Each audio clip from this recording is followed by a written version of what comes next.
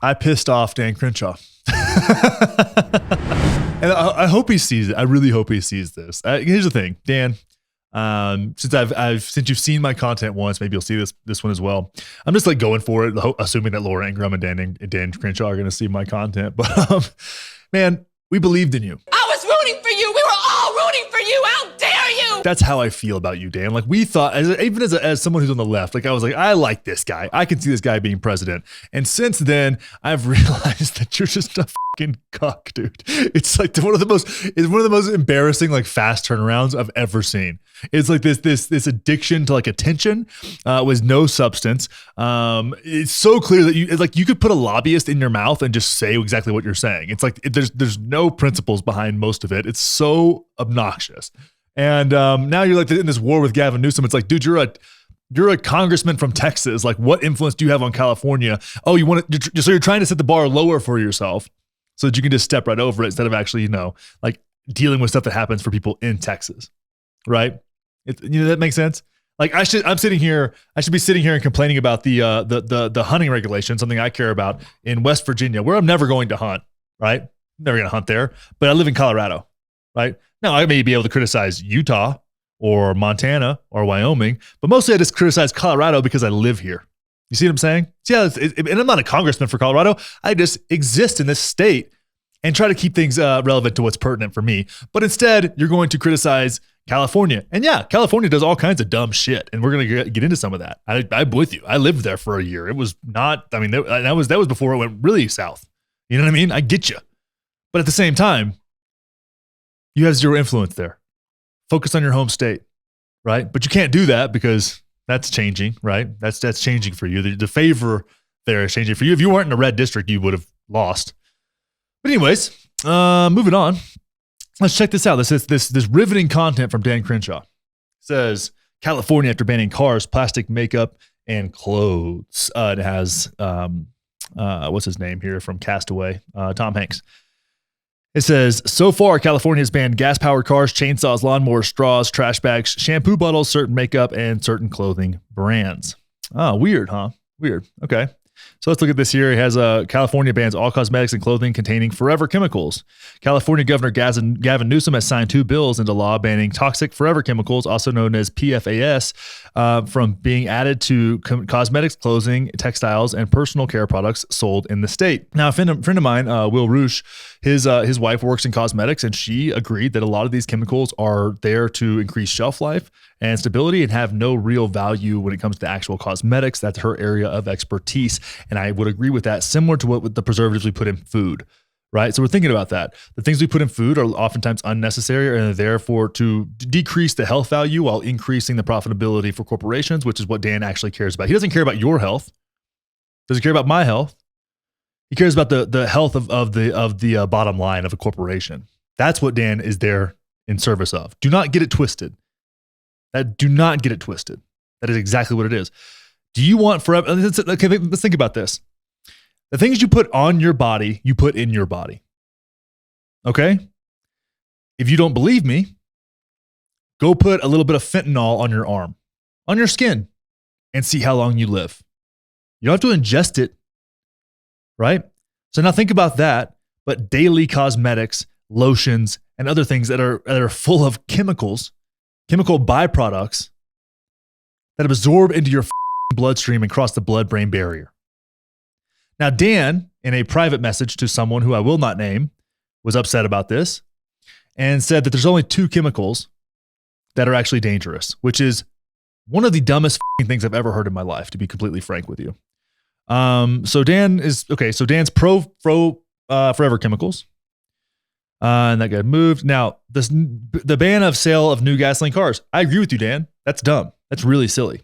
That makes no sense. Now, it may make sense because if you've ever been in California, you understand like the amount of just like smog, and it gets pretty brutal there. I can see them not selling cars that get less than like 30 miles a gallon, right? Unless you have an exemption for some kind of work permit or something like that. But then again, when you think about like gas-powered lawnmowers and stuff and different things like that, it's like I've kind of the only thing that I have that's gas powered as far as yard tools is my lawn or my chainsaw. And the only reason I have a gas powered chainsaw is because I got big ass trees. I really wanted a battery powered, but I just didn't trust it to be able to handle like some of the bigger trees that I have to handle out here. And I have to travel with it into the mountains and stuff sometimes in case there's a downed tree in a road I need to cut up. So there's like reasons for me to have it. I really just wanted an electric one. So like my weed eater's electric, my leaf blower's electric, all of my stuff's electric, and it's actually just way easier. I have a couple batteries for each one. I put them in rotation, and I can imagine even if you work in a landscaping company, like it's not that hard to convert to battery. There's a lot of really still makes badass battery powered landscaping tools. Lowe's, like the basic Lowe's, whatever their brand is, that's the one that I have. Cobalt, great stuff. It's fucking awesome. I mean, I don't have to charge my batteries very much at all, and I'll use my leaf blower all the time. And the same battery goes from leaf blower to weed eater, so you could have a fleet of those batteries being charged, especially in a lot of the newer trucks that are coming out. If you're running a landscaping company, you could have those plugged into the bed of your truck and have them charging all the time anytime your truck is running, and keep them loaded up and just boom, boom, boom. It's way easier than carrying gas. It's actually more effective. So I think there's like, I understand like you can be critical of them banning chainsaws and stuff, but it's just like, you don't need gas powered, you don't really need that many gas powered landscaping tools to do a basic yard in LA or anywhere else, right? It's like you're talking about hedge clippings and mowing the lawn, like it's just not that big of a deal. So, and it pushes some innovation. I mean, it innovates. There's a bigger market now for electric lawnmowers, so like they're going to get better. And that's a lot easier for more people to use than running, and like, especially if you're running 2 strokes and you got to run oil and gas together, like consumer wise, it makes a lot of sense. The gasoline car thing is dumb, but like, there's a nuance to all of this. There's conversations to be had about, that's probably where it's headed anyways. And it is what it is. So that being said, here's Dan's whole stance here, right? So really what I wanted to get into here though, the one that I'm more, well, this is all gone now, but the one that I'm more concerned about is the Forever Chemicals posts. Let's get into some of this. A lot of people saw this podcast on Joe Rogan. We're not going to play the whole thing here. It's a 15-minute clip, but with Shanna Swan.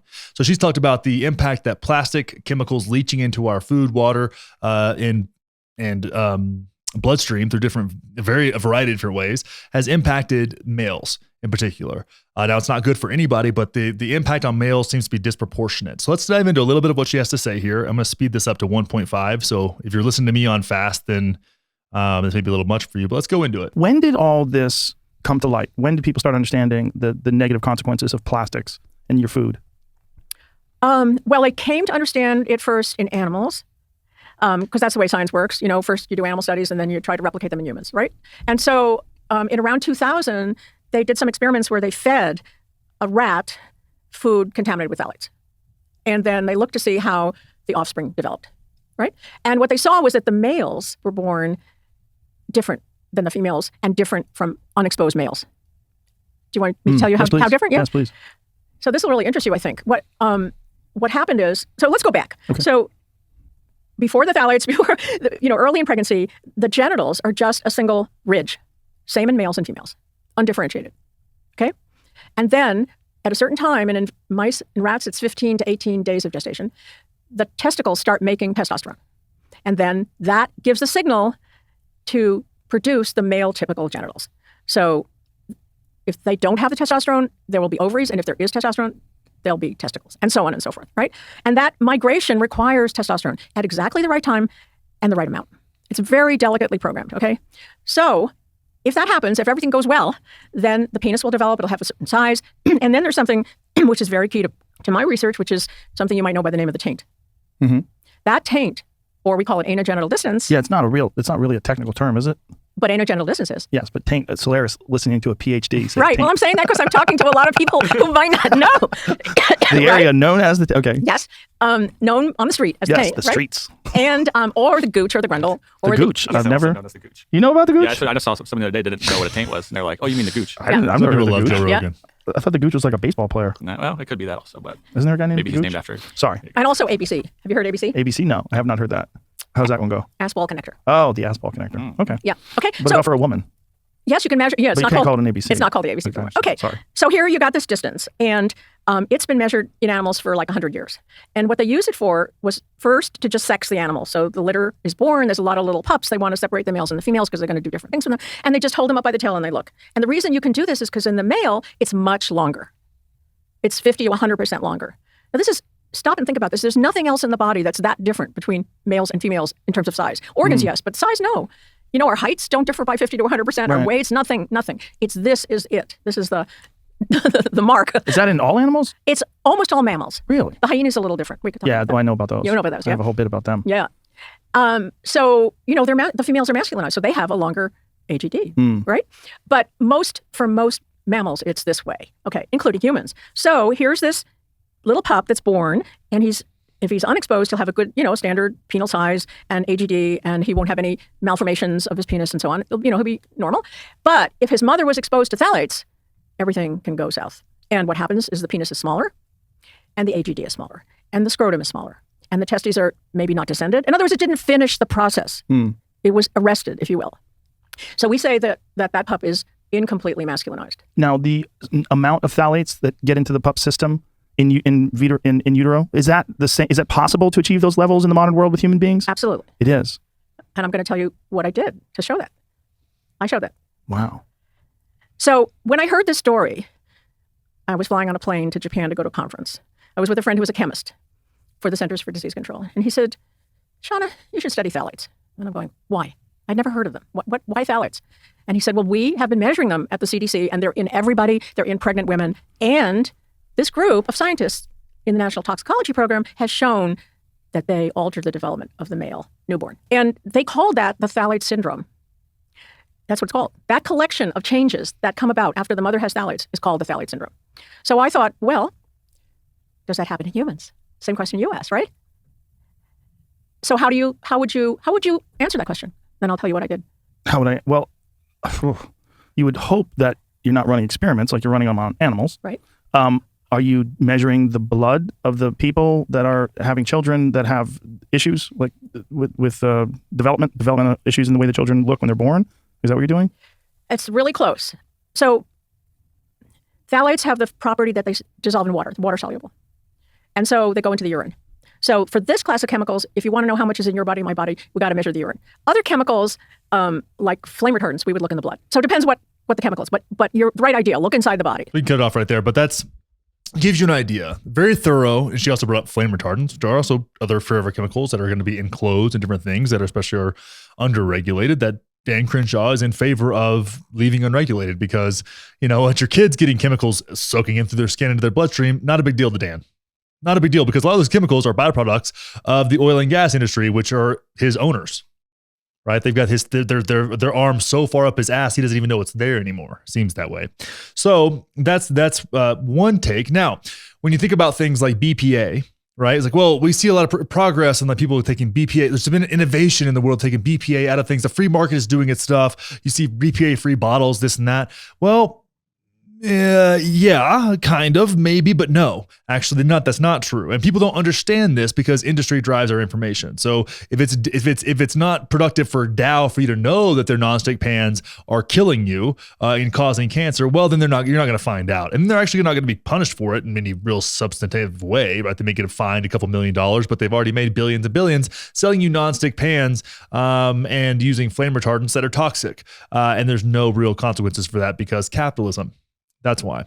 So anyways, let's move on here and talk a little bit about that BPA idea and the idea that there's more and more going on as far as like what can we do? What can we expect? What's happening in this process where you're seeing things being marketed as non-toxic and having these chemicals removed? How is that actually working? And let's try to understand the nuance in a situation like this and what this is doing to our health as a nation. And for those of you who are familiar with MedCram, we actually talked to Professor Joseph Allen out of the Harvard Public School of Health, the man who actually coined the term forever chemicals, about this very topic. Listen as Kyle interviews Dr. Allen about why BPA-free products may not be all they're cracked up to be. I want to ask you about some of the products that we all have in our homes or use every day. And I have a water bottle here that says BPA-free on it.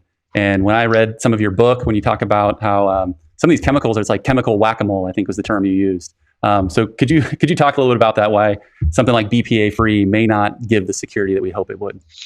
Yeah, so we're moving to the topic of chemicals. This is a massive topic that doesn't get enough attention. It's something I've been studying for a long time, and you'll really get me going because, there's a chapter in the middle of our book. I'm not trying to sell a book here, but it talks about our global chemical experiment. And I promise if you read it, it should shock you. It should absolutely shock you because there's an assumption that the products we buy are safe and that we don't. That if there was a chemical that was toxic, well, of course, it shouldn't be in your water bottle or my couch or my kid's child, car seat. But here's how it works. And here's the problem. There are over 80,000 chemicals in commerce. Very few have been tested for health and safety. 80,000 chemicals in commerce. Very few have been tested for health and safety. And Dan Crenshaw wants me to say there's two. There's two that are bad for you. 80,000. I would think if you found 80,000 of anything, I could find at least 1,000 of those that are probably bad for you. Right? Just based on logic itself. Like I would assume 80,000 different, I can find 80,000 different types of grass. A bunch of them you'd probably be allergic to, right? More than two. It's just a normal person. But no. That's not what Dan gets paid to say, right? And he would have a conversation with this guy or Shanna Swan because he lives near Houston. And so what happens is we don't follow the precautionary principle. We allow companies to put these chemicals in commerce. And then if we, the scientists, find out it's harmful, they take it out. Okay, so you get to put it in, and then if we find out it's harmful, we take it out. So it's trial and error. It's kind of like an experimental vaccine. We'll find out if it's harmful, and then we'll use that to decide whether we take it out. We won't find out if it's harmful before we put it in. Interesting. I think I might be making a case for regulation here. But what happens is they often replace the toxic chemical with a chemical cousin that's just as toxic. And we call this chemical whack-a-mole. And it's this never-ending game that's been played for decades. And BPA is a great example. So if you're a customer, you're well-meaning, you look at your bottle, okay, there's 2 bottles, one says BPA-free. Well, I'll get the BPA-free one, right? BPA must be bad, even if you know nothing about BPA. And BPA stands for bisphenol A. It's a hormone-disrupting chemical that's used in some plastics. The reality is, though, BPA got a bad rap. And so manufacturers seized on this, and they said, well, I'm going to sell BPA-free everything. They didn't just take out BPA. They took out BPA, but they replaced it with its chemical cousin, BPS, for bisphenol S. Sure enough, the toxicological profile looks exactly the same, darn near similar to BPA. So in that way, they played a game with you as a consumer. BPA-free is great. That label might as well say it contains BPS. BPS is starting to get a bad rap. You know what the replacement is? BPF. This goes on and on. We've seen this with pesticides decades ago. We see this chemical whack-a-mole in nail polish. We see swapping of chemicals in e-cigarettes. We see this in flame retardants that are in your couch, in my couch. We see this with these forever chemicals, these stain-repellent chemicals that can cause testicular cancer that you find in nonstick pans that are used on carpets. And there was one that was labeled bad. Okay, that was removed, and it was just subbed in for another one. So this game of chemical whack-a-mole happens all the time, and we sometimes call it regrettable substitution is the less playful name for it. Yeah. But it's another name I don't like, because it implies whoops, we made a mistake. It's a regrettable substitution. Whoops. This has been happening for decades. There's nothing regrettable about it. It's a knowing failure of the system and a loophole in our chemical policy. And here's where it's interesting for all of us and everybody. These chemicals, they migrate out of their products. And if you take something like these forever chemicals that are the ones that are in your nonstick pans and in your carpets and they're on our clothes, it makes things, water and soil just wash off these days. It's amazing. We love them as consumers. Well, these things are really pernicious. I mean, they last in the environment forever. I wrote an op-ed calling them forever chemicals and named them that 2 or 3 years ago at this point when that piece came out. But they're associated with these harmful effects, carcinogenic effects. They're associated with, they're called obesogens. They interfere with lipid metabolism. So we have all of these, known adverse effects. We keep using them, and we have this chemical whack-a-mole. And the problem with these forever chemicals is there's at this point, 6,000 variants. So what do we even study next, right? So as a consumer, we really have no chance to be like a thoughtful consumer and avoid these things because it's a totally broken system. So just think about that. And then think about this post from Dan Crenshaw. Do you think he gives a fuck about you? You think he gives a fuck about truth or honesty? This is the same kind of guy. This Dan Crenshaw, I'm sure I haven't seen much of his stuff about this, but I'm assuming that he's really against 12-year-old boys cutting their dicks off and turn them into vaginas, right? I'm sure he's really against the trans agenda, right? I'm sure he loves to talk about masculinity and the need for men to be masculine and gender roles. I'm sure Dan loves talking about that and getting all the likes on Instagram and the retweets and the attention on Fox News, right? Because I was a Navy SEAL, right? I'm sure that's Dan's perspective, isn't it? But he's cool with arguing about the degradation of health in men through forever chemicals leaching into our food, our drinking water, our furniture, our clothes. Because God forbid we impede consumerism, Dan. God forbid we impede consumerism with actual knowledge. You want to sit here and tell me that you made this post in good faith? This is clickbait bullshit, Are you serious? Educate yourself before you open your goddamn mouth. Now, do I think California's doing things right? I'll say it again. No. California's a fucking trash state.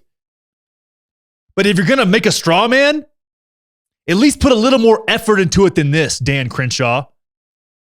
Because I would prefer, like, I'm going to do my best. My kids will be drinking out of glass. You notice how I have glass here? You notice this liquid death can is aluminum? That's what I've been drinking today, right? My other drink here is out of a glass, a mug. I got a mason jar, and I got an aluminum can. Because plastic is fucking disgusting. One reason I love Liquid Death, Dan, they're waging a war on plastic. Great company. You know why? Because it's not really necessary to have plastic bottles at convenience stores. You can put it all in a fucking can. It's like, well, people that are buying Cokes might want to split it up into 2 or 3 different servings. No, they don't. No, they don't. You drink them all at one time. Have you seen America? Give me a fucking break. It's not that hard to put shit in a can. Infinitely recyclable. Infinitely. If it ends up in the ocean, it'll break down. It doesn't turn into microplastics and float around and fill fish and whales up. That's for goddamn sure. But you can't impede consumerism for the health of the planet or the health of individuals.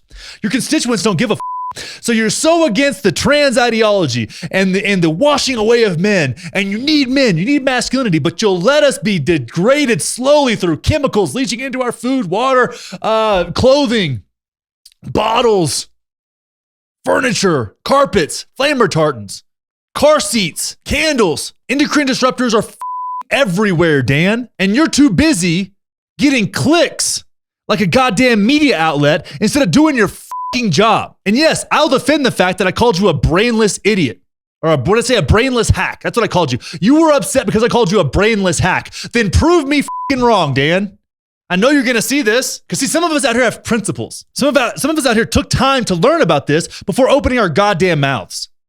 And some of us are paid for by the oil and gas lobby. We get it, dude. You jerk off to capitalism. Maybe there's a place where like the health and well-being of children should be a priority for a country, for a culture. And yeah, I am also against the demasculination of children and boys through the liberal agenda and through the leaching of chemicals into our bloodstreams, whether it be flame retardants or phthalates or BPA or BPF or BPS, any of these things. I am against the degradation of masculinity in our society by means of agendas or consumerism.